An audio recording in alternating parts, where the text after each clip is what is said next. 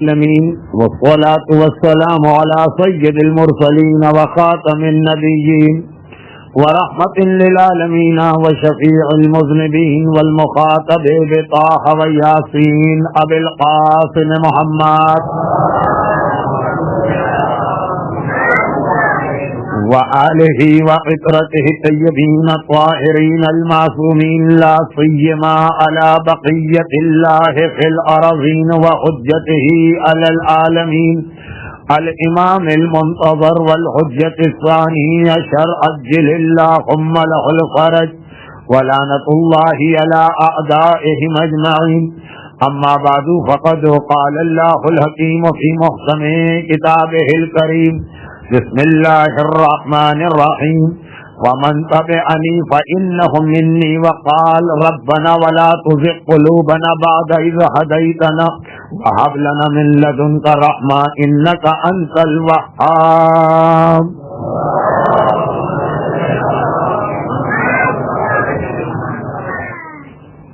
اگرچہ سورہ ابراہیم کی اس آیت کو جس مقصد کے لیے سرنامہ کلام قرار دیا گیا تھا،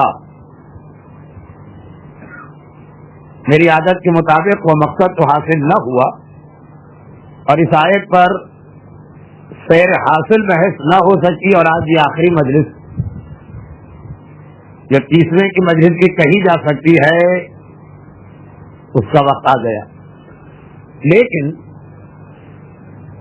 اتنا تو عرض کر دیا جائے کہ قرآن کریم نے بے شک سورہ ابراہیم کی اس 5ویں آیت کو حضرت ابراہیم کا قول بنا کے پیش کیا، لیکن حقیقت یہ ہے کہ ہر معصوم، چاہے وہ نبی ہو، چاہے وہ رسول ہو، چاہے وہ امام ہو، ہر معصوم حضرت ابراہیم ہی کے اس قول کو اپنے ماننے والوں کے سامنے مسلسل پیش کرتا رہتا.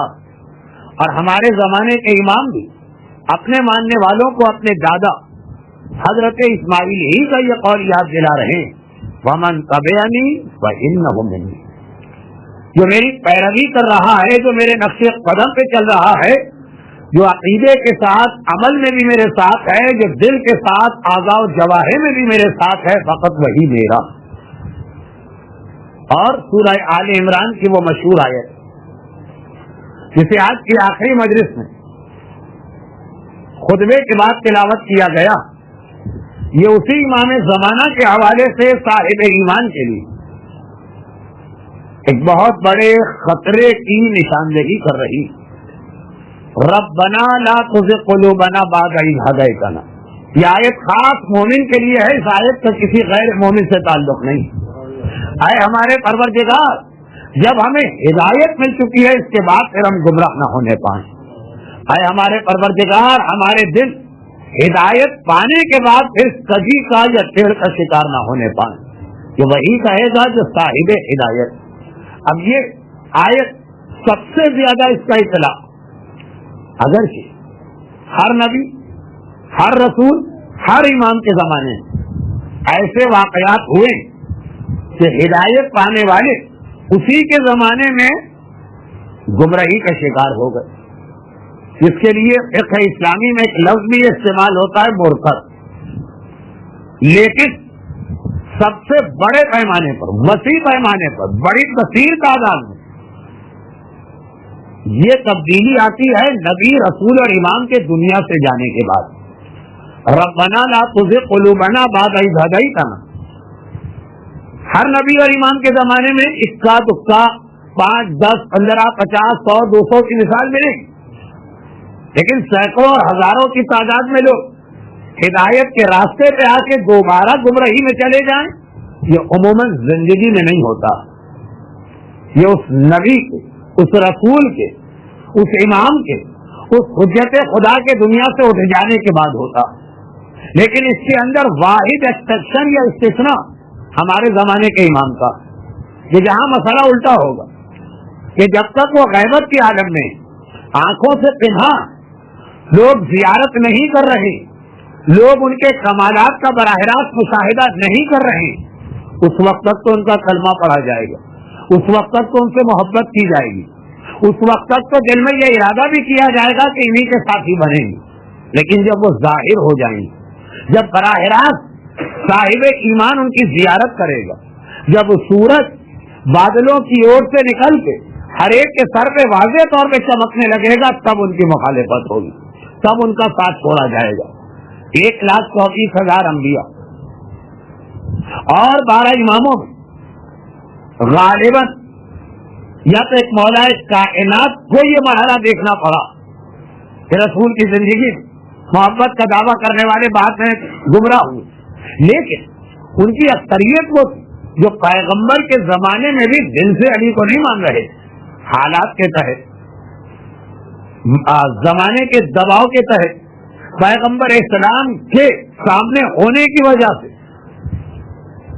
انہیں ماننا پڑ رہا تھا, لیکن دلوں میں بغض و عداوت و کینہ بھرا.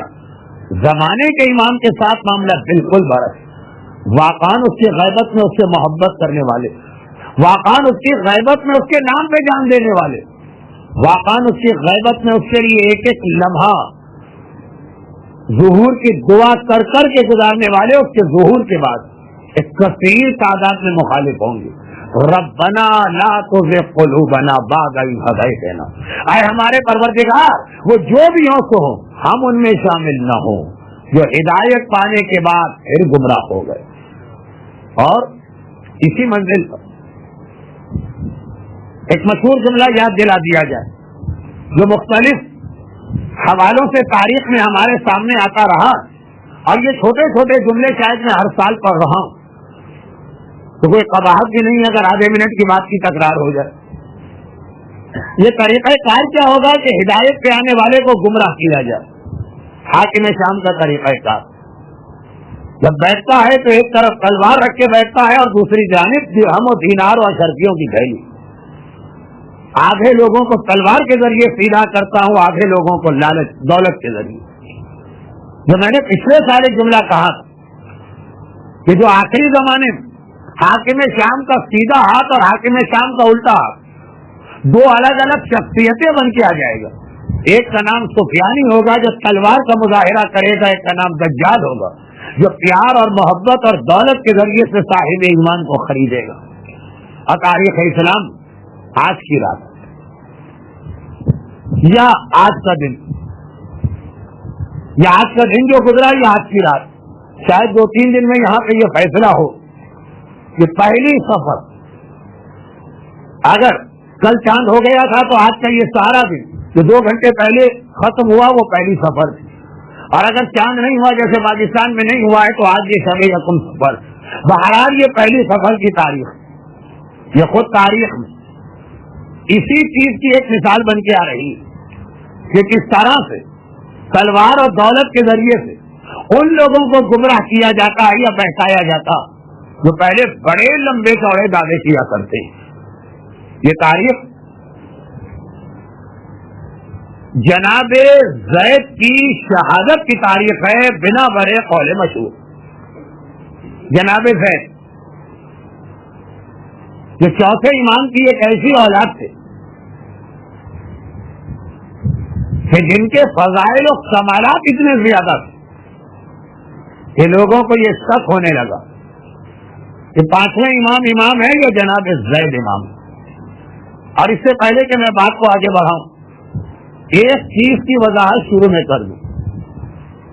لفظ زیدی 2 معنوں میں استعمال ہوتا. ایک وہ لوگ بھی زیدی کہلاتے ہیں جو جناب زید کی اولاد سے لیکن ان کی امامت کو نہیں مانتے, کیونکہ جناب زید ہی نے کبھی امامت کا دعویٰ نہیں کیا.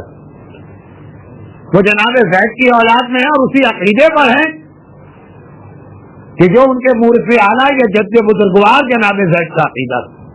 اور لفظ زیدی ان کو بھی کہا جاتا جو جناب زید کی اولاد میں نہیں لیکن حضرت زید کی امامت کے قائل, کیونکہ یمن میں خاصی کثیر تعداد اور ظہور ایمان کی نشانیوں میں ایک یہ لفظ آتا جس کے بعد زیدی حضرات مجھ سے ناراض بھی ہو جاتے ہیں اور ان کی تعداد بھی خاصی ہے, دنیا بھر میں پہلے ہوئے.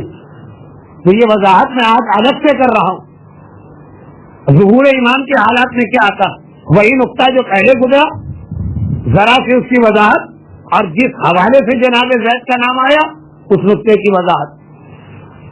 اس سے پہلے یہ بات بیان ہو چکی تھی، آج کی آخری مجلس میں آخری مرتبہ پھر عرض کر دی جائے کہ شرعی دلیل سے جس سے ثابت ہو گیا کہ مکے کی سرزمین میں یہ اعلان کرنے والا وہی امام برحق ہے، اس کے لیے تو فوراً جانا واجب، ایک لمحے کی تاخیر کر دی تو ربنا لا تزغ قلوبنا کی آیت اس کے لیے بن سکتی، اور خاص طور پر اگر وہ شام تک ٹھہر گئے تو شام کے وقت شیطان کی ایک آواز آئے گی جو ان لوگوں کو اشتباہ میں ڈال دے گی یا کنفیوز کر دے گی یا پریشان کر دے گی، وہ ایک الگ موضوع۔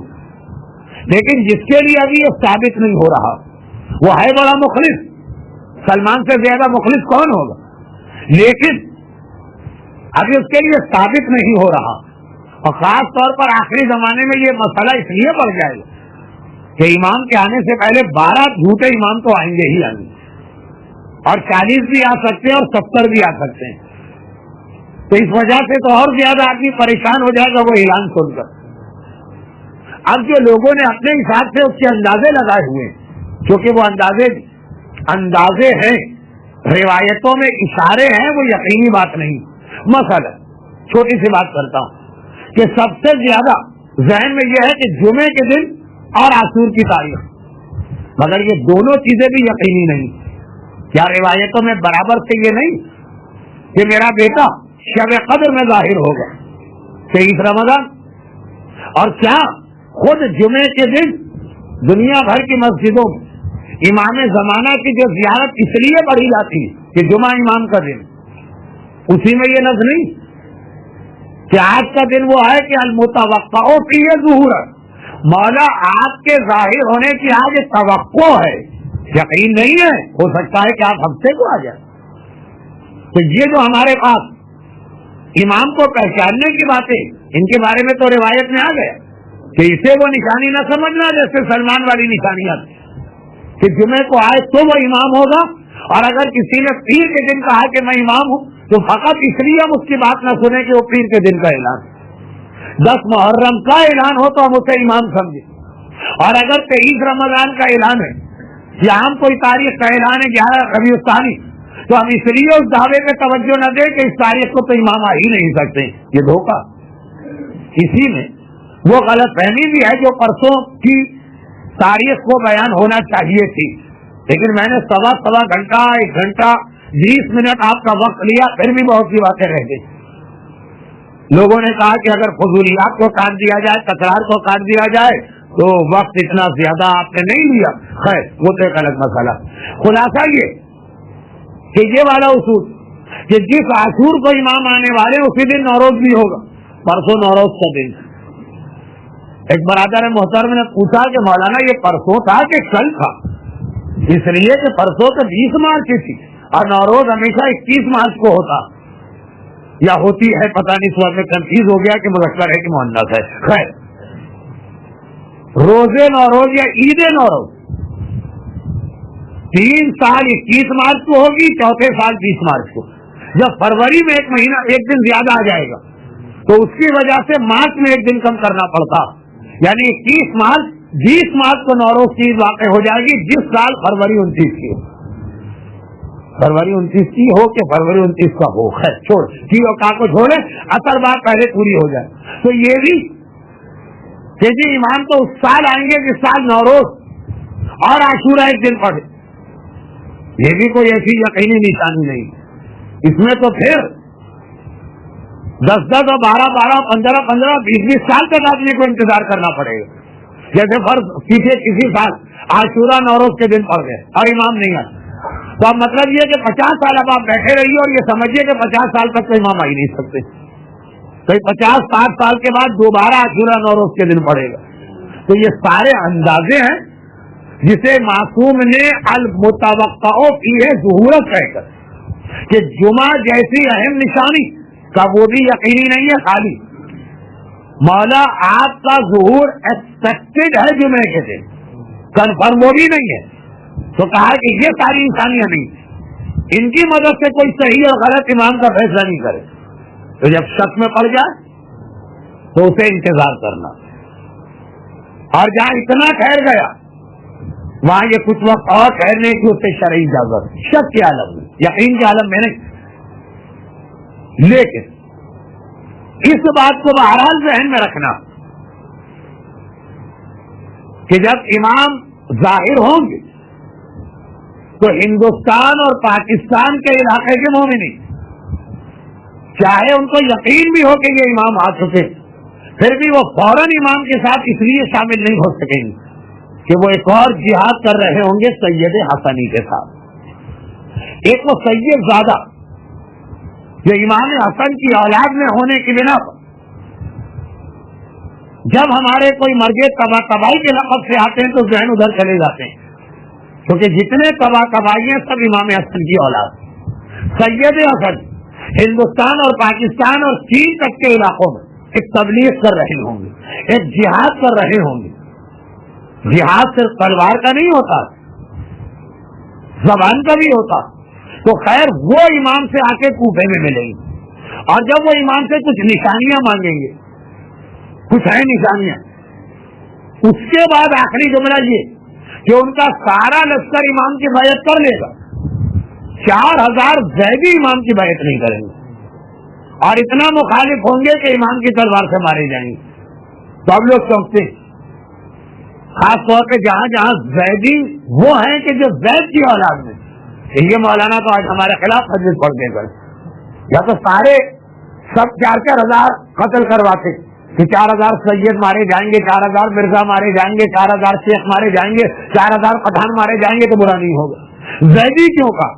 تو زیدی سے مطلب حضرت زید کی نسل والے نہیں، وہ تو امام کو مانیں گے، حضرت زید کو امام ماننے والے۔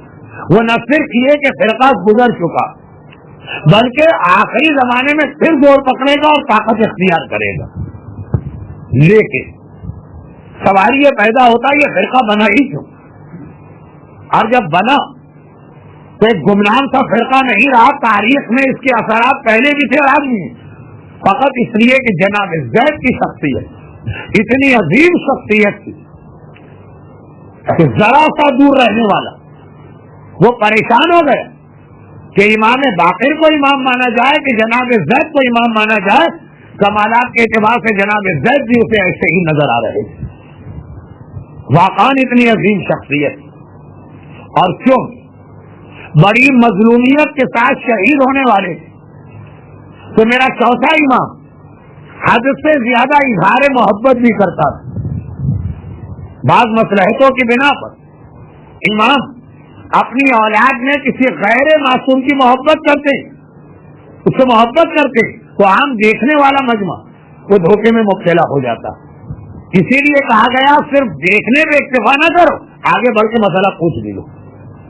یہ بہت اہم چیز۔ آپ کسی مرضی کو بھی ایک طریقے سے وضو کرتے دیکھیے تو کل یہ نہ کہیے گا کہ جی وضو کا یہی طریقہ صحیح، ہم نے تو خود اپنی آنکھوں سے مرضی کو دیکھا۔ پوچھنا ضروری ہوتا۔ وہ خالی امام ہے کہ جن کا فعل بھی حجت ہوتا۔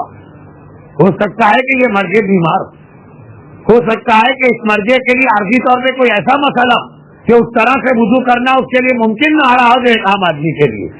اب جو لوگ دور سے دیکھتے ہیں، چھٹے امام موسی کاظم کے مقابلے میں اپنے بیٹے اسماعیل سے بڑی محبت کرتے ہیں۔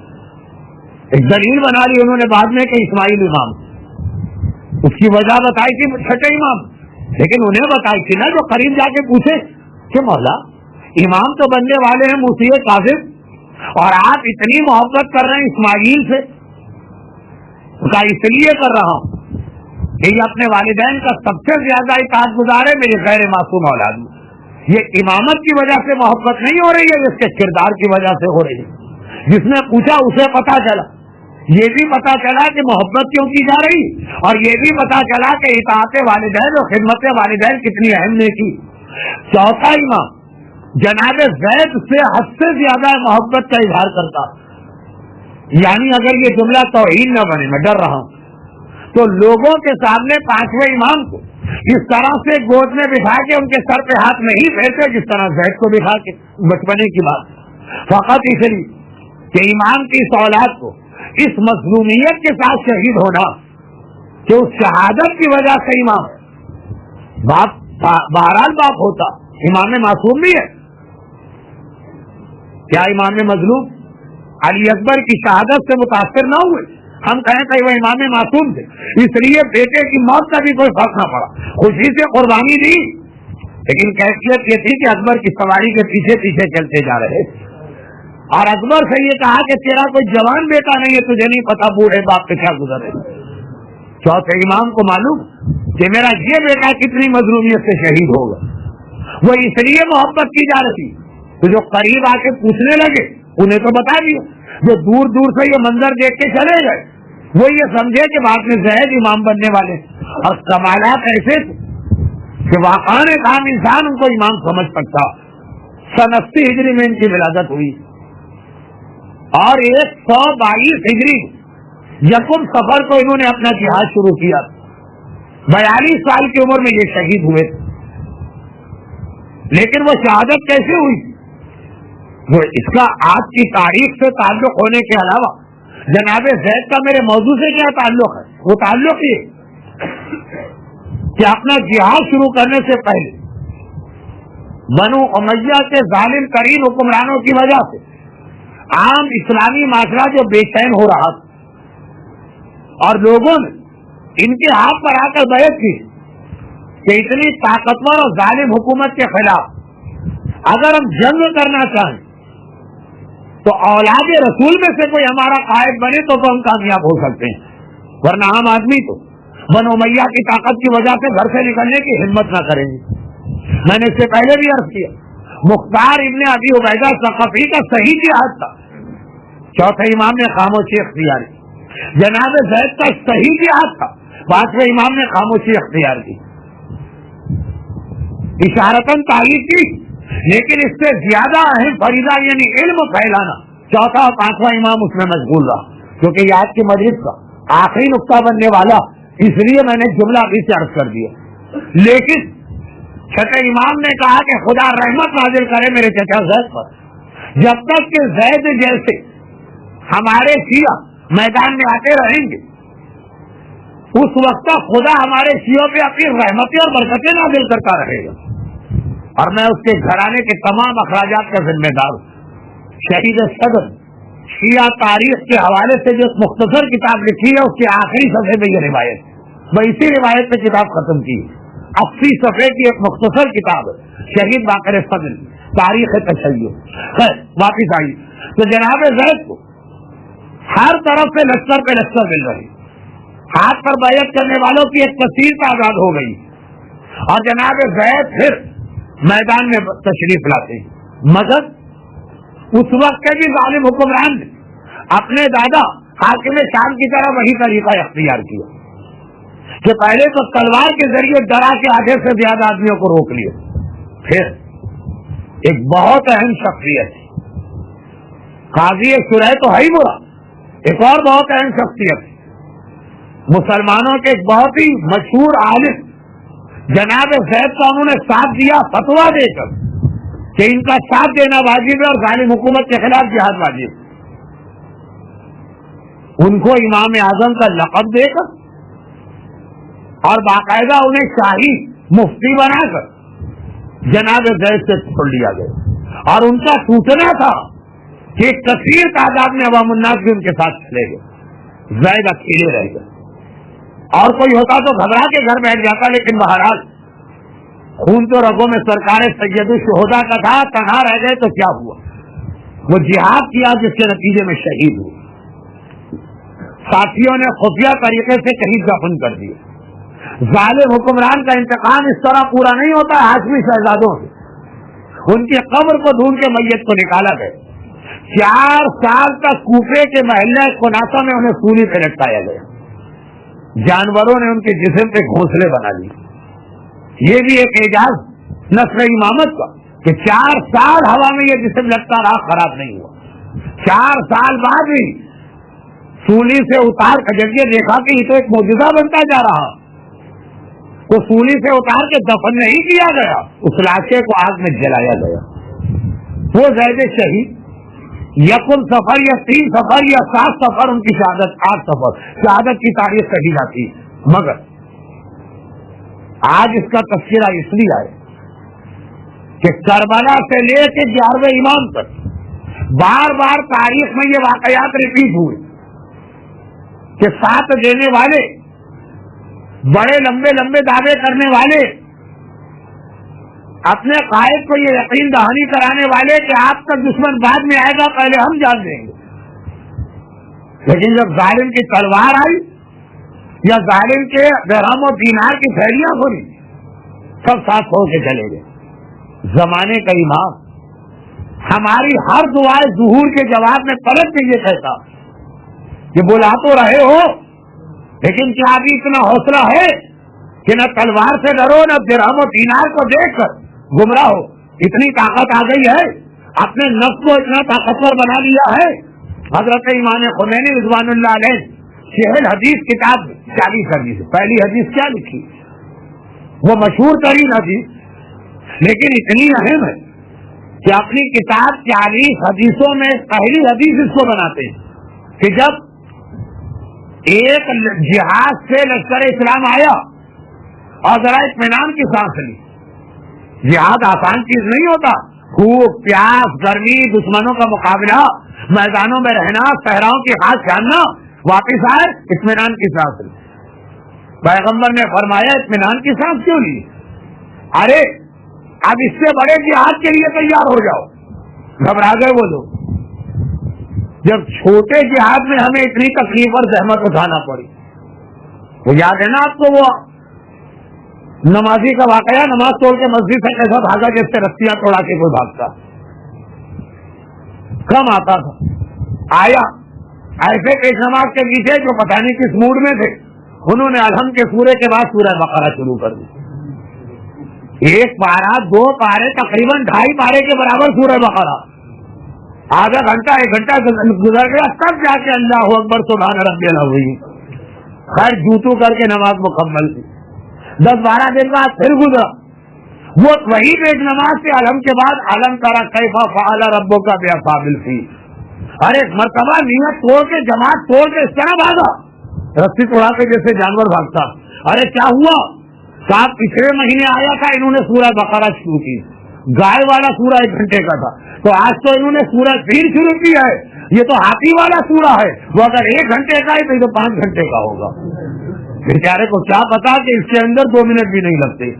چھوٹے جہاد سے آئے, ابھی بڑے جہاد پہ جانا, وہ مسلمانوں کی وہی حالت ہوگی. ایک بار چہرے کا رنگ اتر گئی, آنکھیں پھٹی رہ گئی, بڑا جہاد. اس چھوٹے جہاد کے لیے 1 مہینے کی زحمتیں اٹھائی تو خدا معلوم کتنا لمبا ہوگا. اللہ کے رسول یہ کہاں جانا؟ اپنے گھر میں جانا. ارے بڑا جہاد کہاں کرنا؟ اپنے گھر میں کرنا. کس کے خلاف کرنا؟ اپنے آپ کے خلاف کرنا. ہر ایک کو یاد ہے کہ پیغمبر نے آخر میں یہ کہا تھا کہ کھلے دشمن کے خلاف میدان میں جنگ کرنا جہاد اصغر ہے, اور اپنے آپ اور اپنے نفس سے گھر کے اندر جہاد کرنا یہ جہاد اکبر ہے. یہ بڑا جہاد تمہیں کرنا. امام زمانہ فرمائیں گے, میرے جد کا فرمان یاد ہے نا؟ اگر بھول گئے تو میرے نائب امام خمینی نے پہلی حدیث کی شکل میں تمہیں یاد دلا دیا. کیا بڑے جہاد کے لیے تیار ہو چکے ہو؟ اپنے آپ پہ اتنا قابو پا لیا ہے کہ نہ دولت کی لالچ تمہارے قدموں کے اندر لفظ پیدا کرے, نہ کسی تلوار کا ڈر تمہیں راہ حق سے ہٹائے. اچھا ہم تو کیا کہیں؟ ہم کہیں گے مولا بالکل ہم تو تیار ہیں, نہ دولت ہمیں بہکا سکتی ہے نہ کسی کا ظلم. سب ٹیسٹنگ کی جاتی ہے. یہ بھی ایک وجہ. اچھا بھلا مومن بیٹھا, جاب چھوٹ گیا. اچھا بھلا مومن بیٹھا, تجارت ناکام ہو گئی.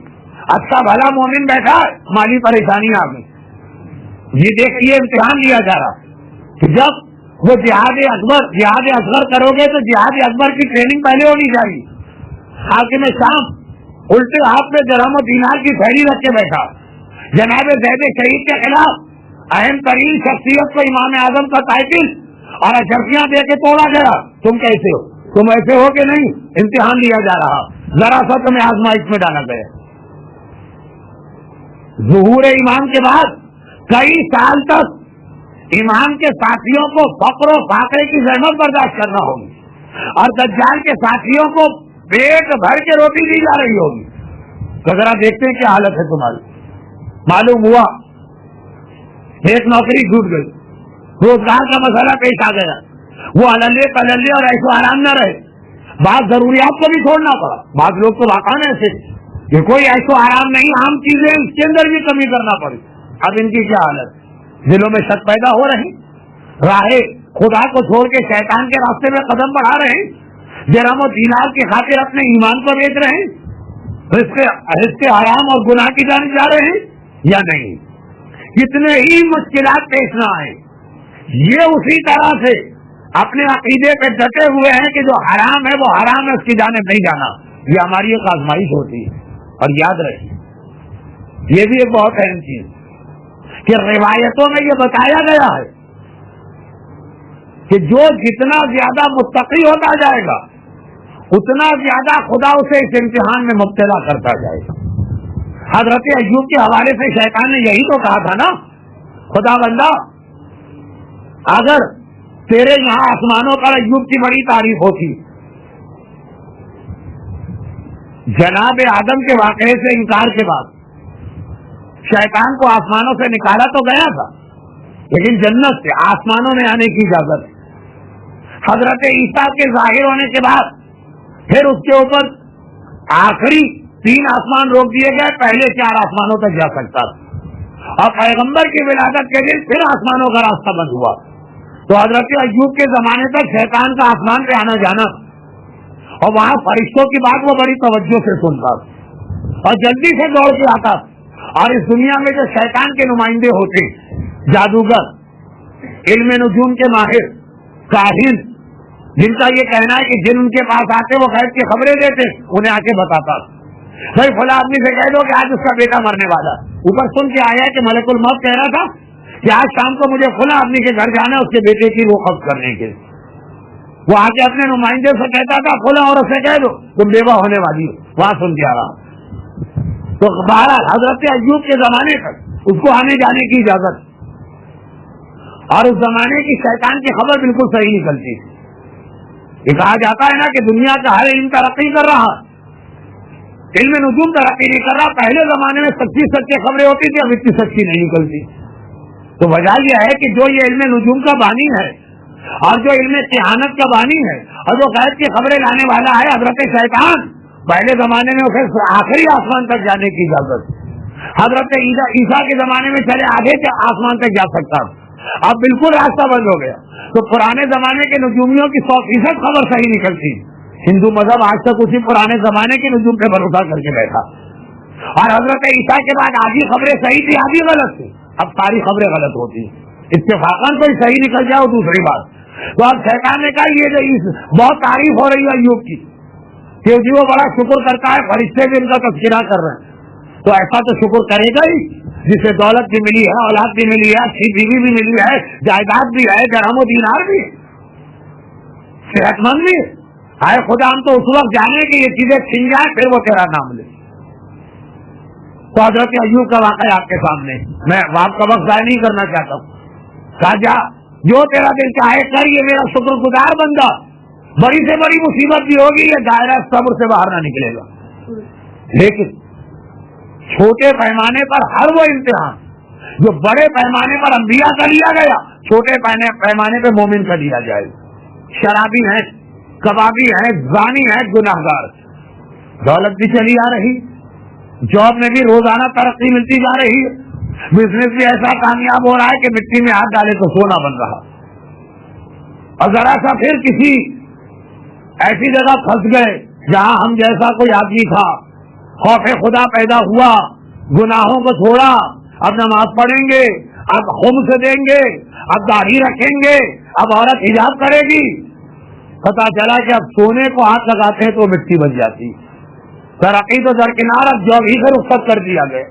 اب ہم بیٹھے گھر میں سوچ رہے ہیں کہ خمس نہیں دیتے تھے تو اتنی کثرت سے دولت مل رہی تھی, آج تک تو سنا ہے کہ حق امام دو تو برکت ملے گی, یہ تو رہا صاحب ہی ہاتھ سے چلا گیا. میرے رشتے کے نانا تو اکثر یہ واقعہ بیان کرتے ہیں آدھے گھنٹے میں, میرے پاس تو آج وقت ہی نہیں. وہ 55 منٹ والا اعلان آج کے لیے تھا جو غلطی سے کل ہو گیا تھا.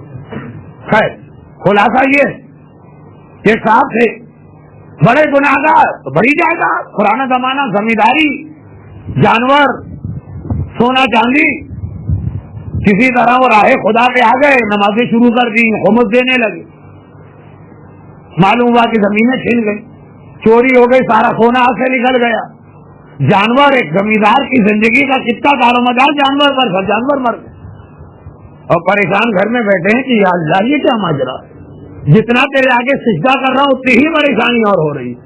یہ تو بڑا برا پھنسا دیا فلاں مولوی نے, ایسی پٹی پڑھائی اس نے کہ جو کچھ ہاتھ سے تھا وہ بھی چلا گیا. اتنے میں بکری کا ایک بچہ 4-6 مہینے والا وہ کہیں سے بچا گیا تھا, کرسی کے پیچھے سے وہ منگیانے لگا, بولنے لگا. غصے کے عالم میں تو تھے نا, خاموش ہو جا, تو 2 رکعت نماز کبھی نہیں ہے. لیکن یہ جو حالت و کیفیت ہوتی ہے, یہ یاد رکھیے, 2 چیزیں, انبیاء اور ائمہ کا جو امتحان اللہ نے لیا وہی امتحان ہم سے لیا جائے گا, لیکن ہماری حیثیت کے مطابق. اور دوسرا یہ کہ یہ ہمارے اس اجل اللہ تعالیٰ کا جواب ہے. بلا تو رہے ہو, لیکن اس سے پہلے ہمارے آباء و اجداد کی تاریخ ہے, ایمان کہیں گے. میرے معصوم اور غیر معصوم دونوں قسم کے بزرگوں کی تاریخ. معصوم بزرگ جیسے علی اور حسین, غیر معصوم بزرگ جناب زید شہید, کہ بلانے والوں نے بلایا لیکن جہاں تلوار نظر آئی یا دینار چھوڑ کے چلے گئے, تو ٹیسٹنگ تو کر لوں, بلا تو رہے ہو, ابھی تمہاری کیا حالت. یہ یاد رکھی کہ یہ اللہ کا ایک اصول ہے کہ جتنا زیادہ آپ اس کی عبادت کریں گے اور آل محمد کا حق ادا کریں گے, مالی اعتبار سے آپ کو پریشانیاں ہوں گی. صحیح روایت, پوری روایت, تفصیلی روایت تو آپ آغا تجانی کی پہلی کتاب میں پڑھ لیجیے. عربی میں تو ایک ہی نام تھا, سما فضیت.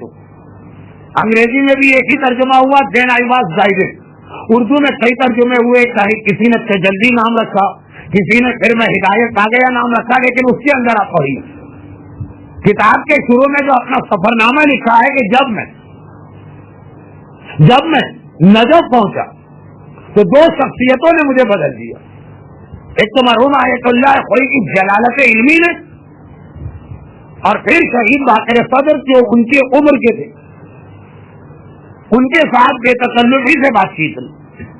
مومن بن کے میں اپنے علاقے میں گیا, کچھ ہی عرصے کے بعد گھبرا کے واپس آیا اور شہید صدر سے کہا کہ یہ کیا ماجرا, کہ جب میں غلط راستے پہ تھا, پوری صحیح روایت اور پورے واقعے کے صحیح الفاظ کتاب میں پڑھیے, وقت نہیں, جب میں غلط راستے پہ تھا, عزت بھی تھی, دولت بھی تھی, لوگ بھی احترام کرتے تھے, سب کچھ تھا, اور اب جب سے میں راہ حق پہ آیا ہوں مصیبتیں ہی مصیبتیں. شہید باقر صدر نے کہا کہ کیا تم نے وہ حدیث نہیں سنی کہ کسی نے پیغمبر کے پاس آ کے کہا کہ اللہ کے رسول, میں آپ کا کلمہ گو اور آپ سے محبت کرنے والا, اب میرے دل میں آپ کے بھائی علی کی محبت بھی بیدار ہوئی ہے. کہا تو پھر میں تمہیں ایک بشارت دیتا ہوں کہ دنیا تمہاری دشمن ہو جائے گی, اور اللہ کے رسول میرے دل میں حسنین کی محبت بھی پیدا ہوئی. تو کہا کہ میں تمہیں ایک بشارت دیتا ہوں کہ رزق کے حوالے سے ہمیشہ تمہیں تنگی میں رکھا جائے گا. وہ جو مولا کائنات کی ایک حدیث ہے جو بلاغہ کے آخر میں, جو ہم سے محبت کا دعویٰ کرتا ہے, پہلے وہ ایک چادر سلوا کے رکھے, چادر کا صبر کی چادر سلوا کے رکھے. ہم سے محبت کرو گے تو قدم قدم کے آزمائشیں اور امتحانات سے گزرنا پڑے گا. اگر صبر کی چادر تمہارے پاس نہیں, ہماری محبت سے باقی نہیں رہ سکتے. البتہ یہ دوسری بات کہ ہمیں ساتھ ساتھ یہ بھی بتایا گیا کہ ہر امتحان دائمی یا پرماننٹ نہیں ہوتا, ایک مختصر مدت کے لیے ہوتا. اس امتحان کے بعد پھر تمہارے لیے راحت و آرام ہے. انا مال اسرے یسرا. مختار صاحب کو راستہ دے دیجیے, آئیے تشریف لائیے.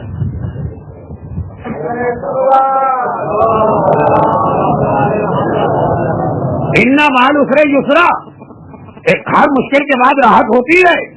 اور کبھی اگر پروردگار یہ دیکھے کہ آل محمد کا ماننے والا, یہ جو امتحان اس سے لیا جا رہا, اس کے یا اس کی اولاد کی استطاعت سے باہر ہوا جا رہا, وہ امتحان کو جو لینا تو تھا 6 سال مختصر کر کے 3 سال میں مکمل کر دیتا. کس طرح سے؟ وہ مشہور حدیث حضرت علامہ رشید ترابی علی اللہ مقامہ شام غریبہ کی ایک بہت ہی, یعنی یہ لفظ ان کی توہین, ماسٹر پیس قسم کی مجلس ہے دعا. لیکن بدقسمتی ہے کہ یہ ریڈیو پاکستان والی مجلس ہے، یعنی اس زمانے میں ٹیلی ویژن نہیں آیا، تو اس کا آڈیو کیسے آپ کو ملے گا؟ اس میں بھی یہ حدیث تفصیل کے ساتھ بیان کی گئی. میں بھی شاید کبھی 8 سال 9 سال پہلے پڑھ چکا ہوں، بہت مختصر. امتحان لیا جائے گا. جناب زید شہید کا واقعہ بتا رہا، معصومین کے واقعات تو میں پہلے دن سے پڑھ رہا ہوں. میں جناب زید کو ان پہ ترجیح نہیں کر رہا ہوں، میں اختتام اور تاریخ کی مناسبت سے جملہ عرض کر رہا ہوں. لیکن پھر اگر یہ دیکھا جائے کہ ماننے والا یا کہنے وہ تو ابھی تک ثابت قدم ہے، لیکن اس کے گھر والے تو ہیں نا، ان میں سے کسی کے قدم جو ہیں وہ استطاعت اتنی نہ رہی سے اکھڑ رہے، تو یہ حدیث آتی. صادق آل محمد امام جعفر صادق علیہ الصلوۃ والسلام ارشاد فرماتے ہیں کہ جب میں کسی مومن کو 4 چیزوں کی شکایت کرتے دیکھتا ہوں تو میں بڑا حیران ہوتا ہوں. جب وہ روزی کی شکایت کرتا، اور جب وہ ظالم حکمران کی شکایت کرتا،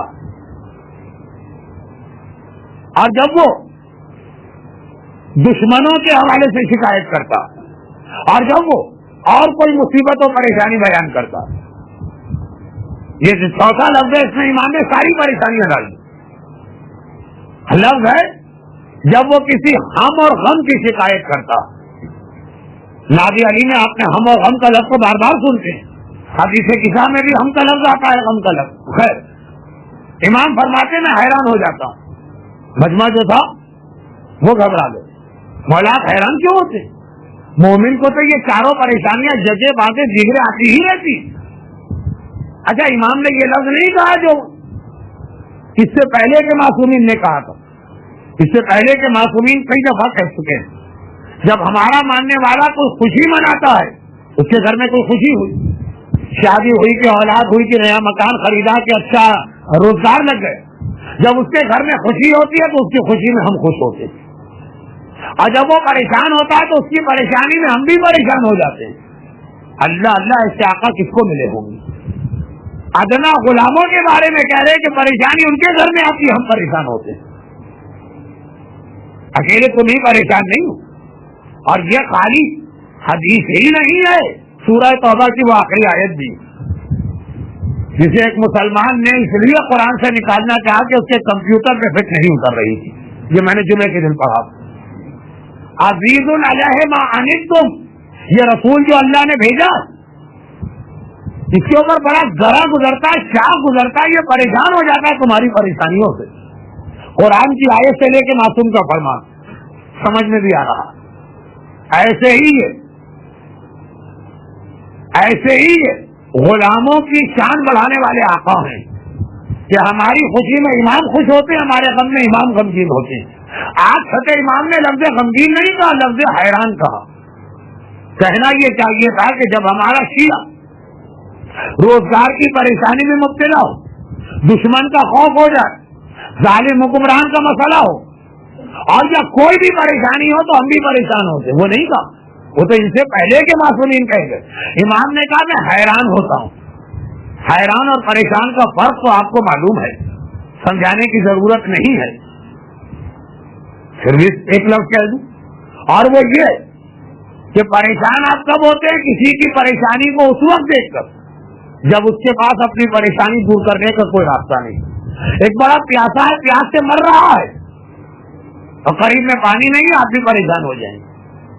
ایک آدمی بیماری کی وجہ سے، درد سر کی وجہ سے وہ مرا جا رہا اور قریب میں کوئی پین کلر ایسپرو اس ٹائپ کی دوا نہیں، آپ بھی پریشان ہو جائیں. ایک آدمی پہ ہارٹ کا دورہ پڑا، اسے ہاسپٹل لے جانا ہے، سواری موجود نہیں ہے، وہ پریشان تو آپ بھی پریشان. پریشان اس وقت کہتے ہیں جب مصیبت آتی ہے اور ظاہری طور پہ سامنے اس کو دور کرنے کا راستہ نہ ہو.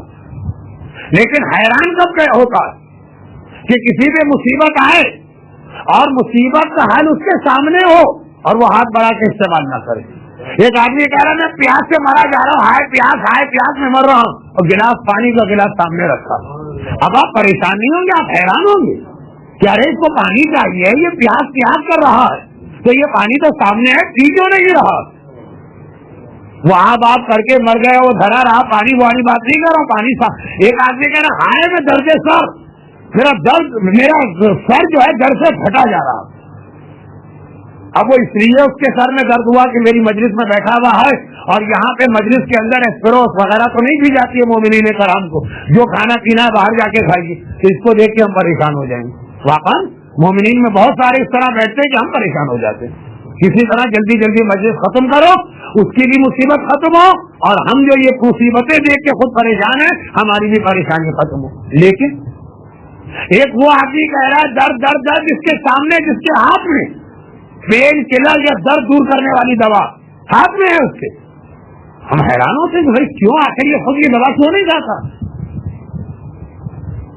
ہاتھ کا دورہ پڑا ہے، گھر والے پریشان ہیں اور سامنے گاڑی بھی ہے، اس میں پیٹرول بھی ہے، سواری موجود ہے اور وہ پریشان ہے، تو ہم پریشان نہیں ہوں گے، ہم حیران ہوں گے۔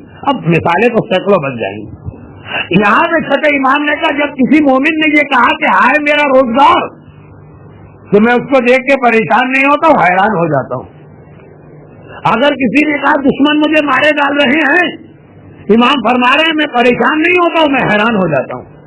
جب کسی نے کہا ظالم حاکم، تو ظالم حاکم کسے کہتے ہیں یہ پہلے ہی سمجھا دوں۔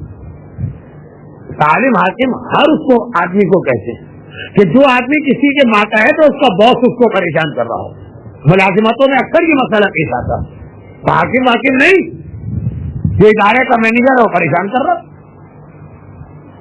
اور بیوی ہے شوہر کے ماتا ہے، شوہر پریشان کر رہا۔ کہ آج کل مثال کو الٹا کر دیجیے، اور واقعی مجھے ایسے لوگ بھی ملے آتے ہیں مجلس میں اور لگتا ہے کہ سن کچھ نہیں رہے، تو آپ آئے کیوں؟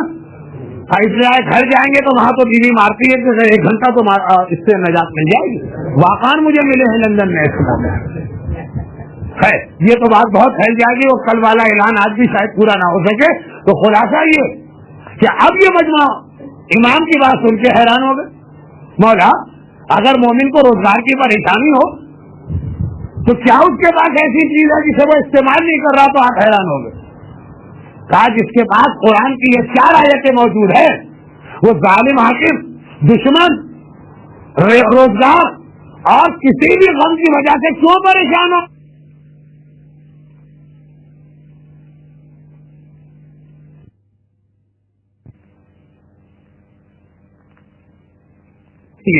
قرآن نے یہاں جہاں آیت آئی ہے وہاں یہ اعلان نہیں کیا کہ مریض کے لیے، معصوم کی حدیث ہے کہ الحمد کا سورہ موت کا بھی علاج ہے، لیکن ایسا نہیں ہے کہ جو الحمد کا سورہ آیا ہو جیسے ہی ختم ہوا والا والدین اگلی آیت آئی ہو کہ یہ ہر بیماری کا علاج، لیکن وہ 4 آیتیں جو میرا چھٹا امام بتا رہا، جہاں پہ آیت مکمل ہوئی ہے وہیں پر اسی جگہ قرآن کہتا ہے کہ یہ فلاں پریشانی کا علاج ہے، وہی اعلان کرتا ہے قرآن۔ راوی کہتا ہے مولا وہ کون سی؟ اب وہ 4 جو چیزیں ان میں سے دوسری چیز کی وجہ سے یہ آیت میں نے پڑھی کہ ہماری ٹیسٹنگ کے لیے ہمیں دونوں مرحلوں سے گزرنا، کبھی دشمن بھی ہمیں دباؤ میں ڈالے گا، کبھی روزگار کی پریشانی بھی ہوگی۔ یہ 2 امتحان ہم پر آئے ہماری اس دعا کی وجہ سے، اللہ جل اللہ جل جل تم نے پکارا تو ہے، لیکن حاکم شام کے ان 2 ہتھیار اور حربوں سے بچنے کے لیے اپنے آپ کو تیار کر لیا کہ نہیں کیا؟ اسی طریقے روزگار کی پریشانی کے لیے بات آئی، لیکن دوسری بات، مگر اسی میں جو چوتھی بات ہے اس سے میرے موضوع کا آخری حصہ ہے اور بس بات اختتام کو پہنچے گی۔ امام فرماتے ہیں کہ اگر دشمنوں کا بہت زیادہ دباؤ تو آخر سورہ آل عمران کی آیت کیوں بھول گئے؟ قالوا حسبنا اللہ ونعم الوکیل، یہ میدان احد کے حوالے سے آیت آئی تھی جب دشمنوں کا شہر مدینہ پہ حد سے زیادہ غلبہ تھا۔ قرآن کہتا ہے کہ ان مسلمانوں میں جو مخلص تھے انہوں نے کہا حسبنا اللہ ونعم الوکیل، فوراً جہاں نعم الوکیل کا نام آیا فوراً قرآن نے کہا فانقلبوا بنعمت من اللہ وفضل ولم یمسسہم سوء، اور جیسے ہی انہوں نے یہ کہا کہ حسبنا اللہ ونعم الوکیل، یہ اللہ کی نعمتیں لے کے پلٹے اور ذرا سا سوء اور ذرا سی خرابی اور ذرا سی مصیبت ان پہ نہ آنے پائے۔ قرآن کا وعدہ ہے جس میں ہی حسبنا اللہ کا اسی جگہ، نعوذ باللہ توہین سورہ حمد نہ ہو جائے، سورہ حمد کے بارے میں قرآن میں کہیں وہ آیت نہیں آئی جسے ہم وعدہ پروردگار کریں۔ میں یہ بھی نہیں کہہ رہا ہوں کہ حدیث ماذ اللہ ان کی اہمیت کم ہے، میں بتا رہا ہوں کہ یہ حسبنا اللہ والی آیت اتنا اثر ہے کہ قرآن نے انتظار بھی نہ کیا، کہ پیغمبر آ کر اس کا فائدہ بتائیں، وہیں پر قرآن نے بغیر کسی گیپ اور وقفے کے بتا دیا اس کا فائدہ کیا. اور امام حیران، تم دشمنوں کی شکایت کرتے رہتے ہو اور تمہارے پاس یہ قرآن کی آیت ہے، اسے کیوں استعمال نہیں کرتے ہو؟ اور مولا فرماتے جب کوئی روزگار کا مسئلہ پیش کرتا تو سورہ کہف کی آیت کیوں نہیں پڑھتا ہے کہ ما شاء اللہ لا قوت الا باللہ؟ اس لیے کہ یہاں تو آیت بھی پوری نہیں ہوئی. اسی آیت میں قرآن میں دیکھیے گا وہ حسبنا اللہ و نعم الوکیل میں وکیل کے بعد ایک گول دائرہ ہے، اس کے بعد ہے فن قلم. اس میں تو اتنا بھی نہیں ہے، وہی آیت چل رہی ہے ما شاء اللہ لا قوت الا باللہ فعسى ربی ان یؤتینا خیرا. یہ جس نے یہ کلمہ کہا ان قریب اسے پروردگار دولت عطا کرے گا. یہ پروردگار کا اسی آیت میں وعدہ ہے. اور اتنا بھی انتظار نہ کیا کہ ایک آیت مکمل ہو، پڑھنے والا ذرا سانس لے پھر دوسری آیت ہے. اور امام فرماتے ہیں کہ جس نے کسی بھی ہم اور غم کی شکایت کی، آخر سورہ یونس کی آیت کیوں بھول گیا کہ سبحانک لا الہ الا انت انی کنت من الظالمین؟ جہاں ظالمین کا نون آیا ہے قرآن نے کہا فاستجبنا له ونجیناہ من الغم وکذالک ننجی المؤمنین. کہ جس نے یہ جملہ کہا ہم نے اس کی بات سنی، اس کی دعا قبول کی اور اسے غم سے نجات دلائی، اور کذالک ننجی المؤمنین، اسی طرح تمام صاحبان ایمان کو غم سے نجات دلاتے ہیں. وہی قرآن کا وعدہ ہے. اور امام فرماتے ہیں جو یہ کہتا ہے کہ میرے اوپر جو مجھ سے زیادہ، چاہے وہ دفتر کا باس ہو، چاہے کسی ڈپارٹمنٹ کا مینیجر ہو، چاہے کسی کمپنی کا مالک ہو، اور چاہے وہ خاندانی معاملات میں وہ رشتے دار ہو جو عرفی یا شرعی اعتبار سے فوقیت رکھتا، جب وہ شکایت لے کے آتا ہے تو یہ آیت کیوں نہیں پڑھتا ہے؟ یہ سورہ مومن کی آیت افوض امری الی اللہ ان اللہ بصیر بالعباد. اس لیے کہ جہاں بالعباد کا دال آیا وہیں پہ قرآن نے کہا فوقع اللہ سیئات ما مکروا وحاق بآل فرعون سوء العذاب. کہ ہم نے اس آیت پڑھنے والے کو فوقع ہو بچایا سیئات ما مکروا، مکر کرنے والوں کی برائیوں سے، بلکہ وہ جو اس کے اوپر ظلم کر رہے تھے وہ آل فرعون کو ہم نے عذاب میں گھیرے میں لے لیے. یعنی ہم تو بچے ہی بچے، جو ہم پر ظلم کرنے والا الٹا وہ عذاب میں پھنس گئے. امام فرماتے جب یہ آیت تمہارے پاس ہے تو آخر تم کیوں یہ کہتے ہو جو مجھ سے بالا دست ہے وہ مجھ سے ظلم کر رہا، مجھے تنگ کر رہا، مجھے پریشان کر رہا. جاب سے کسی کو نکالنے کا آج ایک طریقہ یہ بھی کہ اتنا زیادہ اسے پریشان کرو کہ خود ہی چھوڑ کے بھاگ جائے. تو امام فرماتے اس قسم کے مسائل میں حیران ہوں. تو آپ دیکھیے اس میں مولا امام زمانہ فرماتے ہیں کہ روزگار کا امتحان لیا جائے گا، اس لیے کہ یہ حاکم شام کا الٹا ہاتھ، اس لیے کہ زید شہید کو چھوڑ کے جانے والے امام اعظم کی تاریخ ہے، اس لیے کہ قاضی شرح کے فتوے کی وجہ ہے. لیکن اسی موقع پر چھٹے امام نے مدد کی کہ جب یہ امتحان تمہاری حیثیت سے باہر ہو رہا ہوگا اور یہ تم آیت پڑھ رہے ہو کہ اللہ تمہارے لیے راحت پیدا کرے گا، مگر اسی میں جو چوتھی آیت آ گئی وہ پورا ایک الگ موضوع ہے. اور میں اتنا اس پہ پڑھ چکا ہوں کہ ہر سال خالی ایک ٹچ کرتے ہوئے آگے بڑھتا ہوں تاکہ آپ کو یاد رہے کہ جب میں یہاں سے جا رہا تو آخری مجلس میں کیا پڑھ کے گیا. وہ کیا وہ آئیے چوتھی آیت. لیکن یہ ایک عجیب آیت، یہ جناب حزقیل کا قول ہے جو قرآن میں نقل ہوا. جناب حزقیل وہ جن کے اسٹیٹس کا اس سے اندازہ تھے کہ حضرت ابو طالب کو کئی روایتوں میں جناب حزقیل سے تشبیہ دی گئی. جو حضرت ابو طالب کی عظمت و بزرگی کو آپ جانتے ہیں، انہیں یہ کہا گیا کہ حزقیل جیسے مومن آل فرعون، جن کا دوسرا مشہور لقب ہے مومن آل فرعون، یہ آیت کو تلاوت کر رہے. افوض امری ان اللہ بصیر بالعباد. کب یہ آیت تلاوت کر رہے تھے؟ جب فرعون نے ان کے تقیے کے باوجود ایک منزل آئی کہ ان کے ایمان کو پہچان لیا. مومن آل فرعون اس لیے کر رہا ہے کہ شروع میں تقیے کے ذریعے سے اپنے آپ کو بچا کے چل رہے ہیں، پھر وہ منزل آ گئی کیونکہ فرعون کے اپنے کزن تھے، سب تک بات سنتی، سارا دربار ان کے خلاف تھا. ایک آدمی تھا، اس کی نگرانی کرنے والی ساری قوم کی آنکھیں لگی ہوئی. چنانچہ جب ان کا تقیہ کھل گیا اور یہ فیصلہ ہوا جب ان کو سزا دی جائے اس وقت انہوں نے اس آیت کی تلاوت کی. اور قرآن کہتا ہے کہ ہم نے ظالموں کے خرابی سے ان کو بچا دیا. ٹھیک, بہت واضح بات. ایک اور امام اصول کافی جلد 2 کی حدیث اپنے ماننے والوں کے سامنے اس آیت کو نعوذ باللہ اس طرح پیش کر رہے ہیں کہ بظاہر یہ لگتا ہے کہ امام قرآن پہ اعتراض کر رہے ہیں. اس قسم کی باتیں تو آج کل ہمارے نوجوان کیا کرتے ہیں, مگر بات سمجھانے کا ایک طریقہ کیا جو امام نے اختیار کیا.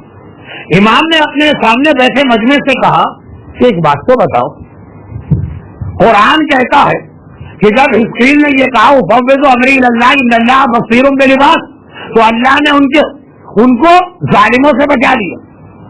مگر حزقیل پہ گزری کیا, بچ گئے. ہر آدمی جانتا اور خود امام نے بھی کنفرم کیا, کہا وہ آگ میں جلائے گئے, ان کی بیوی آگ میں جلائی گئی, ان کے سارے بچے آگ میں جلائے گئے. قرآن کہہ رہا ہے ہم نے اس سے بچا دیا, اور امام فرما رہے ہیں کہ وہ بچا تھا وہ تو آگ میں جلا, اور اکیلا نہیں پورے گھرانے کے ساتھ. آج میں خود بھی آگ میں جلنے کو تیار ہو, اپنی آنکھوں کے سامنے اپنی اولاد کو جلتا کیسے دے.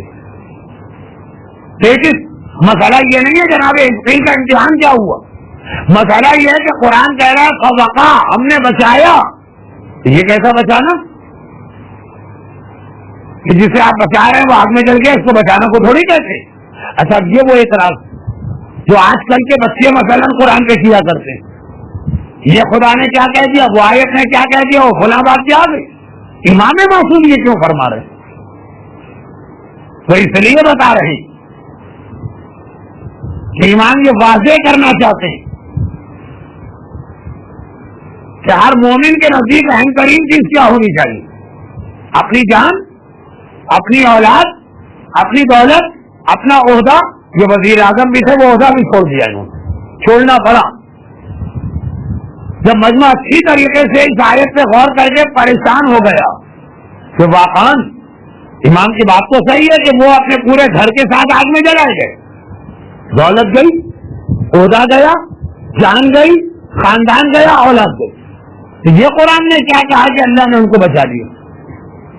تو امام نے کہا دیکھو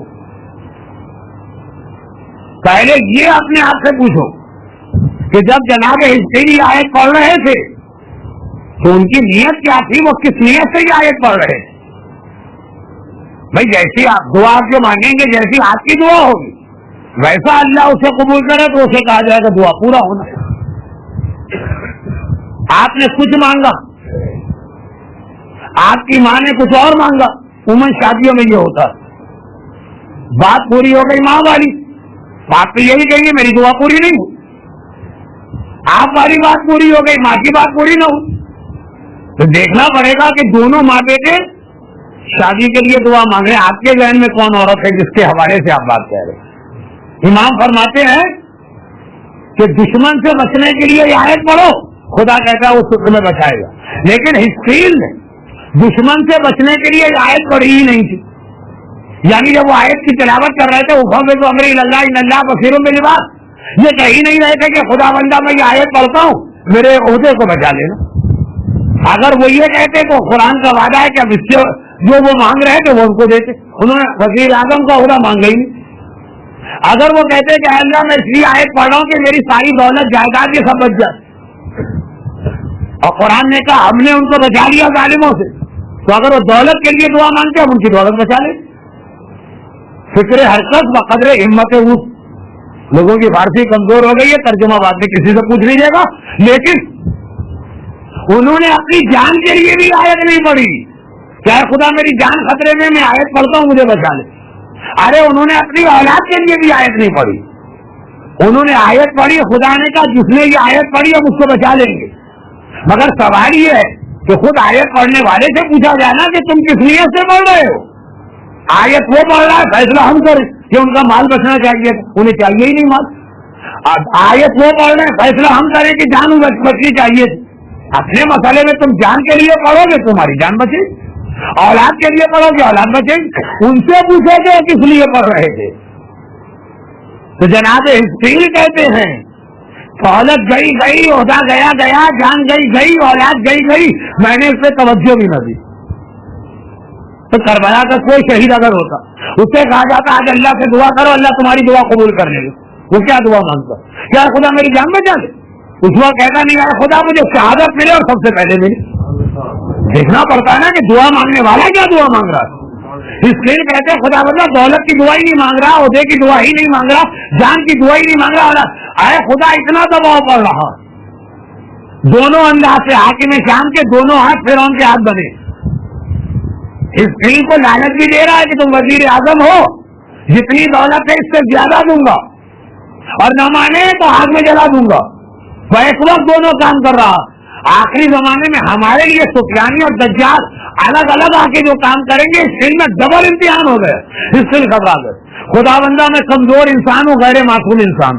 میں خود اپنے بارے میں ڈرتا ہوں کہ کہیں دولت و وزیر اعظم کے لالچ مجھے فرعون کے پاس نہ لے گا، کہیں جان اور اولاد کا خوف مجھے فرعون کے پاس نہ لے. خدا بندہ اس میں سے کچھ نہیں چاہیے، میرے اور میری اولاد کا ایمان بچا دے.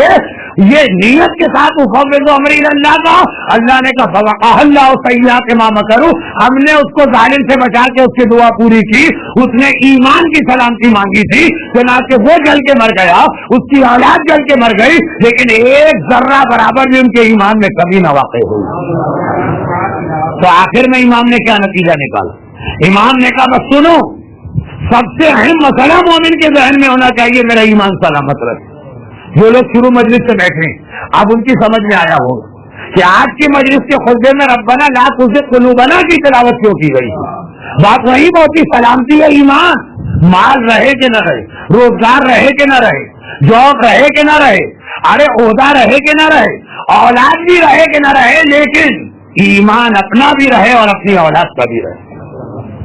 فرعون اولاد پہ ظلم کر رہا ہے، باپ کے سامنے اولاد کو بھی لالچ دی جا رہی ہے، مان لو بات تمہیں یہ مل جائے گا. تو ہسٹری اتنے پریشان، خدا بندہ کہیں یہ فرعون کے بہکاوے میں نہ آ جائیں، میرا اور میری اولاد کا ایمان سلامت رہے.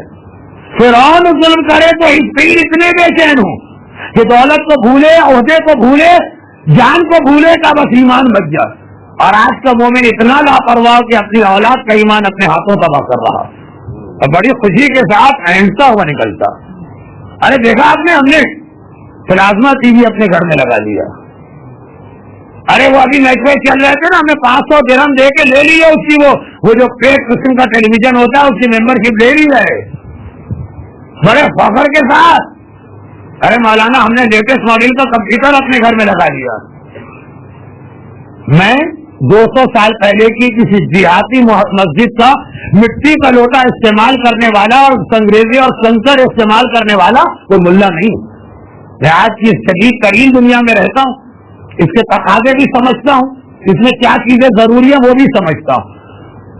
میں یہ نہیں کہہ رہا ہوں کہ یہ ساری چیزیں غلط ہیں، یہ ساری چیزیں ہیں تو غلط، مگر ویسی غلط ہے کہ نہج البلاغہ کے آخر میں مولا عورت کے بارے میں کہا. مولا کا کلام ہے عورت کے بارے میں.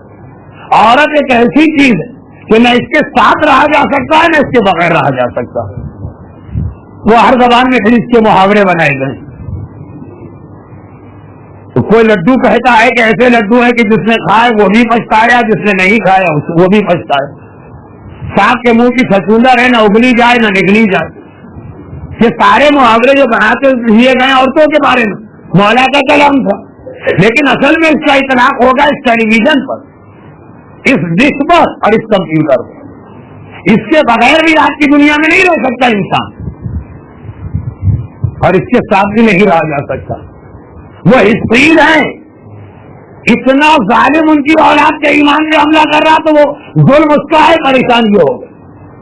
اور ایک آج کا باپ ہے کہ اپنے ہاتھوں ہر وہ چیز خرید کے اپنے گھر میں لا کے رکھتا جو اس کی اولاد کے ایمان کو تباہ کرے. کم سے کم 2 باتوں کا خیال کر لے، کم از کم 2 باتیں کہ یہ چیزوں کے بغیر گزارا نہیں. تو پہلی بات صرف اتنا دیکھ لے کہ یہ چیزیں کس کام میں استعمال ہو رہی اور آپ کو بالکل مطلق آزاد نہ چھوڑ دیں. انٹرنیٹ ایک ایسی چیز بن کے رہ گئی کہ والدین بڑے خوش ہوتے ہیں. کہتے مولانا بہت پریشان تھے، ہمارا بچہ 8 گھنٹے ٹیلی ویژن کے سامنے بیٹھتا، ہم نے انٹرنیٹ لگا دیا، وہ 16 گھنٹے اس کے سامنے بیٹھا رہتا، اور خوش ہے کہ انٹرنیٹ میں صرف علم اور معلومات اس میں آتی ہوں. انہیں کیا پتا کہ 16 گھنٹے کس چیز کے سامنے بیٹھتا ہے. اگر بابا دیکھ لے تو پٹ سے گرے اور مر جائے. اس کو یقین نہ ہے کہ ایسی بھی سائٹ ہوتی. میں اس سے زیادہ تہذیب ممبر ہے کیا کہوں. 9 ربیع الاول کی محفل ہوتی تو پھر بھی کچھ کہہ دیتا. تو تیسرے کی مجلس ہے، احترام تقدس تاریخ کا بھی اور ممبر کا بھی. وہاں پھر بھی پریشان تھا 8 گھنٹے ٹیلی ویژن کے سامنے، کیونکہ وہاں تو کبھی باپ بھی آ کے بیٹھ جاتا تھا، کبھی ماں بھی. انٹرنیٹ تو ہے ہی چیز بچوں کی، والدین کی تو سمجھ میں نہیں آتا کہ یہ چلتا کیسے اور بند کیسے ہوتا اور کھلتا کیسے. اور خوش ہوتے کہ ہاں ہمارا بیٹا بہت محنت کر رہا، 16 گھنٹے وہاں بیٹھا رہتا. نمبر 2، اچھا وہ دنیا نے اس کا ایک علاج نکالا، ایک سیفٹی لاک ہوتا ہے، چائلڈ لاک ہوتا ہے. والدین کو پتہ ہی نہیں ہوتا وہ کیسے رکھتا ہے، بچے ہی بتاتے ہیں کہ ایسا کرے تو سیفٹی لاک لگ جائے گا اور ایسا کرے تو کھل جائے گا.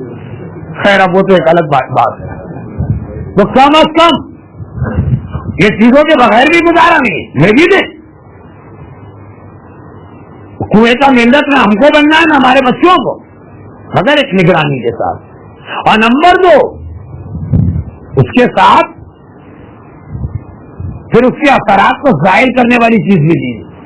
جب یہ ساری خرابیاں نہیں تھی تو بچوں کو قرآن بھی سکھایا جاتا تھا، دینیات بھی پڑھائی جاتی تھی کسی انداز سے صحیح. اب جیسے آج سے 40 سال پہلے تو کوئی ضعیف عورت گھر میں آتی تھی، آگے بچوں کو قرآن پڑھاتی تھی، پاندان کھول کے بیٹھ جاتی تھی، پان زیادہ کھاتی تھی، قرآن کم پڑھاتی تھی، لیکن کچھ نہ کچھ ایک سلسلہ رہتا تھا. وہ سب ختم ہو گئے. کہیں کہیں اس کا دکھا اگر کوئی نیک لوگ ہیں تو دوسری بات، مجموعی اعتبار سے بات ہو رہی ہے کہ کم از کم اگر برائی دی جا رہی ہے تو اس کا اثر کم کرنے کے لیے ساتھ میں ایک اچھائی بھی دی جاتی. جب اتنی برائیاں نہیں تھی تب تو اس زمانے میں اچھائیاں دی جاتی تھی. آج جب اس کی زیادہ ضرورت ہے، جیسے اگر کسی مجبوری سے وہ خراب چیز آدمی کو کھانا پڑے، ڈاکٹر کہتے ہیں نا کہ آپ اینٹی بایوٹک کھا رہے ہیں یہ ہے تو نقصان دہ، مگر مجبوری ہے، اس کے بغیر علاج نہیں ہوگا، لیکن ساتھ میں آپ دودھ پی لیجیے یا وٹامن لے لیجیے تاکہ جو اس کی کمزوری ہو اس سے دور ہو جائے. جس زمانے میں میری شوگر ابتدائی مرحلے میں تھی اور اس وقت میں پنجاب پہنچ جاتا تھا، کریلے کا جوس بہت پلایا لوگوں نے، پورا کریلے کا باغ یا درخت جو ہے وہ میرے پیٹ میں پہنچ چکا تھا. اب ابتدائی مرحلے کی شوگر میں یہ چیزیں فائدہ دیتی ہیں، پھر نہیں فائدہ دیتی، لیکن عجیب حالت ہو گئی پیٹ کی. لوگوں نے کہا خالی آپ کریلے کا جوس پیتے ہیں؟ نہیں، اس کا جو پیٹ خراب ہوتا ہے، موشن آتے ہیں، اس کا اثر توڑنے کے لیے کچی لسی ساتھ میں پی جاتی ہے. یہ آپ کو آدھا نسخہ بتایا گیا. اب وہ اتنا کڑوا کریلا پینا ضروری ہے، مجبوری بن گیا، لیکن اس کے اثرات ظاہر کرنے کے لیے ساتھ میں کچی لسی پیجیے. اس وقت مجھے یہ بھی پتا نہیں تھا کچی لسی کسے کہتے، لیکن خلاصہ یہ کہ ایک طریقہ ہے دنیا میں. تو اب کمپیوٹر اور ڈش اور ٹیلی ویژن، ان میں سے جو چیز ضروری بن کے رہ گئی کم از کم نگرانی رکھی اور ساتھ میں اس کے اثرات توڑنے اور ظاہر کرنے کا طریقہ بھی رکھی. یہی مدرسے، یہی دینیات کی تعلیم، یہی قرآن بظاہر بہت ہی چھوٹی سی چیز نظر آتی ہے، لیکن یہ اتنی اہم بنتی ہے بچے کے لیے، یہ مرتے دم تک یہ اس کے ایمان کے لیے اس طرح سے فائدہ دیتی ہے. جیسے پیدا ہونے کے بعد بچے کو جو ٹیکے لگوائے جاتے ہیں تو وہ زندگی بھر اس کے کام آتے ہیں، لیکن ہمارے یہاں اس کا کبھی ختم ہو کے رہ گیا. کچھ روزگار کی پریشانیاں، کچھ بات یہاں ہے، اولاد وہاں. جو یہاں بھی ہے تو ایسا ماحول ہے کہ اس کی طرف توجہ کم ہو گئی. یہ ہے ایمان کی سب سے بڑی تیاری، یہ ہے لشکر ایمان کو تیار کرنا. اور یاد رکھیے نہ کربلا کا جہاد بچوں کے بغیر ہو سکا تھا، نہ امام کا جہاد ہو سکے گا. میں ہر سال آخری مجلس میں جملہ ایسا کہہ جاتا ہوں، تو لوگ پوچھیں کہ مولانا ذرا وضاحت کرے، تو کہتا ہوں پھر جب کبھی ملاقات ہوگی. لیکن کربلا کے جہاد میں ہر ایک کہہ رہا تھا بچوں کو نہ لے جائیے، ہر ایک کہہ رہا تھا. یعنی وہی لوگ نہیں جو منافق تھے، جو حسین کی امامت کو نہیں مانتے تھے، وہی لوگ نہیں مخلص اور خاندان کے افراد جو جہاد حسینی کو سمجھ رہے ہیں. حسین ہمیں پتا ہے کہ آپ امام وقت ہے، آپ کا وہاں جانا ضروری ہے، مگر کم از کم عورتوں اور بچوں کو تو یہاں چھوڑ کے جائیے. عورتوں کے حوالے سے کہا अब पर्दे के पीछे से ज़ैनब कुबरा की आवाज आई, क्या इब्ने अब्बास, ये कैसे कह दिया तूने? क्या भाई से जुदा होकर बहन जिंदा रह सकती है? और जहां बच्चों की बात आई तो खतीब आजम मरहूम मौलाना गुलाम अस्करी साहब क़िबला के जुमला नकल करता हूं, क्योंकि उनकी मजालिस की जो किताब छपी है 10 मजलिस है, उसमें भी ये जुमला कि जब 28 रजब की सवारियां तैयार थी तो एक बार फातिमा सुगरा रबाब के करीब आई, कहा अम्मा मैंने अपने भाई असगर को अब तक देखा भी नहीं था, क्योंकि असगर की विरासत को 8-10 दिन हुए और इस दौरान सुगरा बीमार रही। बीमारी में वैसे भी छोटे बच्चों के करीब नहीं जाने देते, वो खुद भी नहीं जा रही। यही इत्मीनान था कि कुछ दिनों में मैं ठीक हो जाऊंगी तो असगर से खेलूंगी। सुगरा को पता चला कि अब मेरा बाबा जा रहा, और ये भी पता है कि इस तरह जा रहा है कि वापस भी नहीं आएगा। अम्मा दिल चाहता है कि असगर को खुदा हाफिज कहने से पहले एक बार अपनी गोद में लेके अच्छी तरह से प्यार करूं। रबाब ने असगर को सुगरा की गोद में दिया और सुगरा ने एक मरतबा असगर को सीने से लगा के कहा, असगर भैया सब मुझे छोड़ के जा रहे हैं, क्या तू भी मुझे छोड़ के जाएगा? नन्ही बहन के दिल की धड़कन को कैसा पैगाम देगी कि हुसैन का ज़ैनब के नाम पैगाम आया, ज़ैनब सवारियां आ गई है, बीवियों से कहो कि आ जाए। रबाब की बारी करीब आई का, असगर बेटा मेरी गोद में आ जा, और असगर माँ से मुंह मोड़ के सुगरा की गोद में मुंह छुपाए लेता, छोड़ ही नहीं रहा सुगरा की गोद में। एक एक करके हर बीवी आती है और असगर है कि देख भी नहीं रहा। आखिर में सानिया ज़हरा ज़ैनब कुबरा आई, असगर बेटे मेरे लाल मेरी गोद में आ जा। असगर वहां भी जाने को तैयार नहीं। सुगरा के दिल की धड़कनों ने नन्हे भाई को पता नहीं क्या पैगाम दिया। 3 बार हुसैन ने कलीजों को भिजवाया, 4थी बार खुद आए। ज़ैनब तुझे पता है मगरिब होने वाली है, मगरिब से पहले मदीने से निकलना। ज़ैनब ने कहा भैया क्या करें, असगर तैयार ही नहीं हो रहा सुगरा को छोड़ने। हुसैन करीब आए, हर बीवी कहती थी असगर मेरी गोद में आ जा, हुसैन ने ये नहीं कहा। एक अजीब जुमला असगर से कहा, अब जुमले का सुनना है कि असगर गोया तड़प के सुगरा की गोद से हुसैन की गोद में आ गया। मरहूम खतीब आजम गुलाम अस्करी साहब फरमाते थे, सिर्फ एक जुमला का, असगर मैं तुझे तेरी बहन सुगरा से अलग न करता, लेकिन जो जिहाद मुझे करबला में करना है उसमें मुझे तेरी जरूरत है। मेरा जिहाद कामयाब नहीं हो सकता अगर तू मेरे साथ न हो। और शायद यही वजह कि जिस वक्त हुसैन आखिरी इस्तिगासे के लिए टीले पे खड़े हुए थे और दाएं और बाएं देख के कहा था हल मिन नासिरिन यंसुरुना, और कहीं से जवाब न आया था, खेमों से बीवियों के रोने की आवाज आई थी। और हुसैन जब खेमे में पहुंचे थे, ज़ैनब क्या बात है अभी मैं जिंदा हूं? कहा भैया इधर तूने कहा हल मिन नासिरिन यंसुरुना, उधर असगर ने अपने आप को गहवारे से जमीन पे गिरा दिया, गोया बाबा को पैगाम दे रहा है, बाबा 28 रजब को मदीने से ये कह के लाया था करबला में मेरी जरूरत है, अभी तेरा असगर मौजूद है तो तूने हल मिन नासिरिन कैसे कहा? अभी असगर को जिहाद करना है। हुसैन के जिहाद में औरतों की भी जरूरत है, हुसैन के जिहाद में बच्चों की भी जरूरत है। आमतौर पर तरतीब ये रहती है कि अगला अशरा जो कल से शुरू होगा उसकी आखिरी मजलिस में जनाब सकीना के मसाइब होते हैं और उसके बाद की आखिरी मजलिस में चहलुम और कैद से रिहाई के मसाइब होते हैं। तो आज मैं इस आखिरी मजलिस में इन बच्चों के हवाले से कहूँ, गस्साला कैद खाने से चीखें मारती हुई आई थी ना कि इस बच्ची का सारा जिस्म जख्मी है। गस्साला की चीखों का सिलसिला वो शुरू कहाँ से हुआ? करबला में जरूरत है बच्चों के जिहाद की, चाहे वो बच्चा असगर की शक्ल में हो और चाहे वो बच्ची सकीना की शक्ल में हो। अगर असगर न होता तो करबला में कामयाबी न होती, अगर सकीना न होती तो शाम में कामयाबी न होती। एक बेटा है करबला के लिए और एक बेटी है शाम के लिए। जब 11 मुहर्रम का काफिला चला तो महफिलें हैं ना हमारियां हैं ना पर्दे। अरब के वो वैसी ऊंट है जिनके मसाइब मैंने पढ़े, उसी पे जाके सैदानियों को बिठा दिया गया और हर एक के बाजू उनकी गर्दन से बंधे हुए और हर बीवी की गोद में बच्चे को लाके बिठाया गया। आखिर में शिमर सकीना को लेके चला।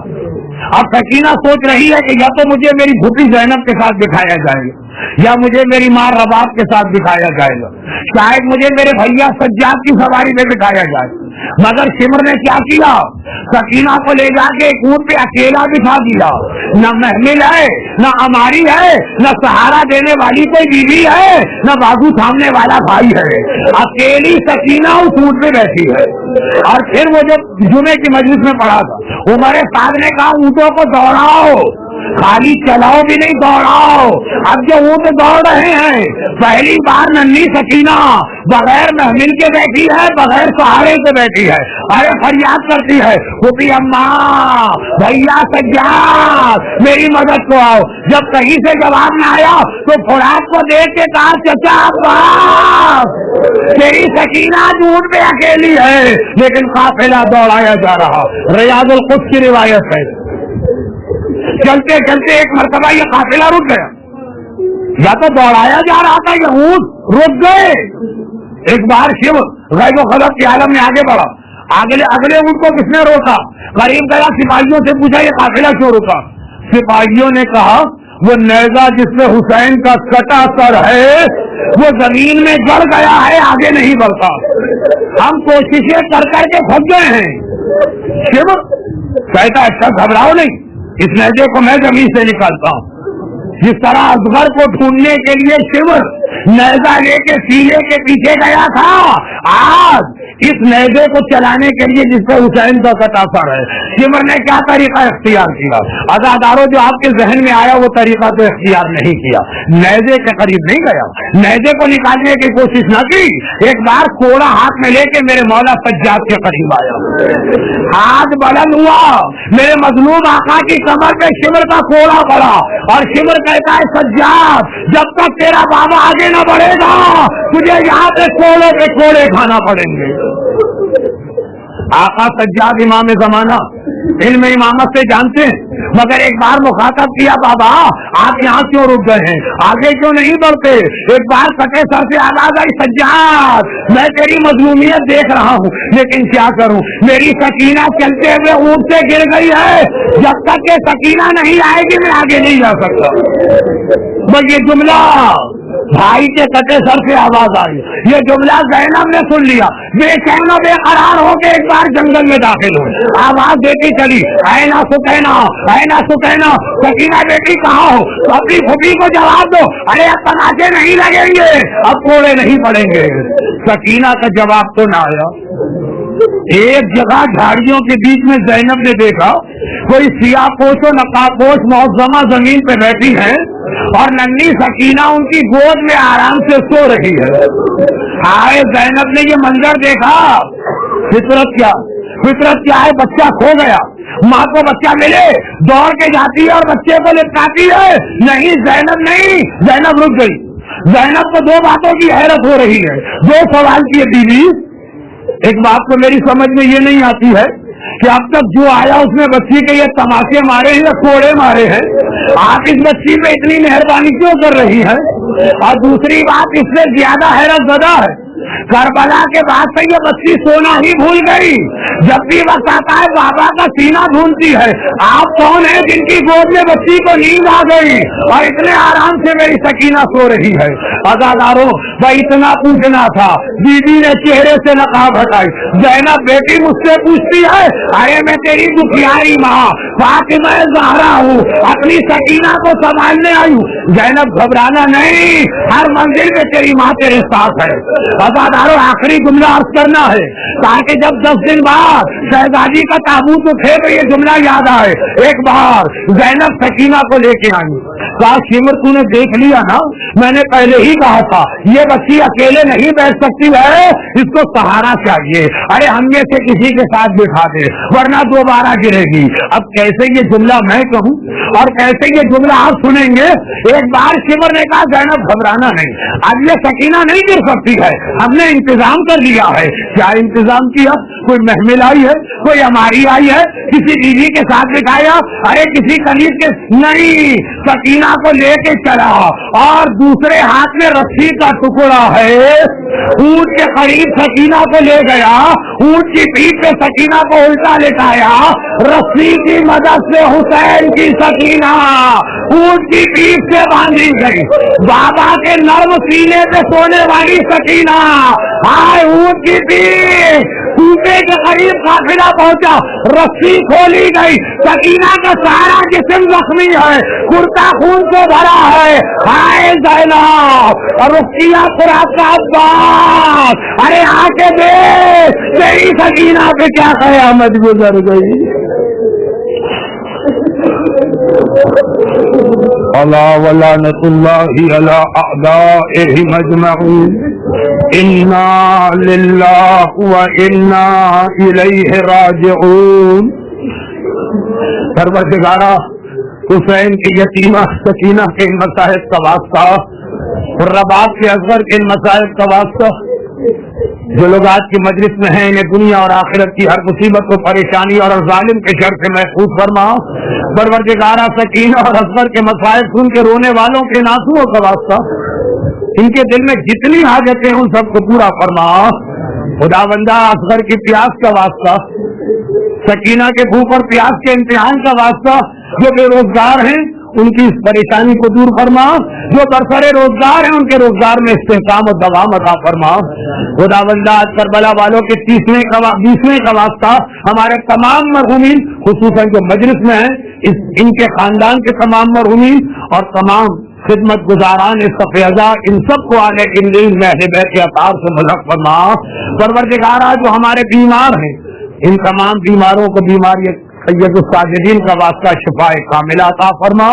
ہماری صفیزہ کو یہاں مرکز حسینی میں آج میری آخری مجلس ہے, اس صفیزہ کو تا قیام قیامت بلکہ جنت میں بھی برقرار فرما.